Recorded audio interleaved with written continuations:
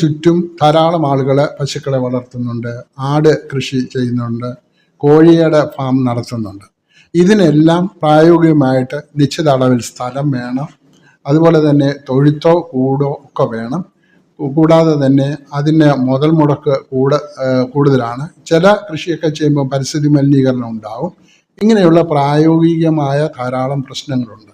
എന്നാൽ തേനീച്ച നമ്മൾ കൃഷി ചെയ്യുകയാണെങ്കിൽ, അല്ലെങ്കിൽ തേനീച്ച നമ്മൾ വളർത്തുകയാണെങ്കിൽ ഒരു നിശ്ചിത സ്ഥലം നമുക്ക് ആവശ്യമില്ല.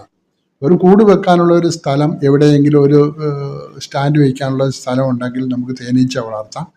അവർ പോയി അതിന് ചുറ്റുമുള്ള സ്ഥലങ്ങളിൽ നിന്നും വൃക്ഷങ്ങളിൽ നിന്നും അതുപോലെ തന്നെ പൂക്കളിൽ നിന്നും ഒക്കെ തേന് സംഭരിച്ചു കൊണ്ടുവരും. നമ്മൾ കൂടുതൽ അധ്വാനം ഒന്നും ചെയ്യേണ്ട, അവർ സംഭരിച്ചു വച്ചിരിക്കുന്ന തേന് എടുത്താൽ മതി. അപ്പം അതുകൊണ്ട് ഏറ്റവും ലാഭവും ചെലവ് കുറഞ്ഞതും അതുപോലെ തന്നെ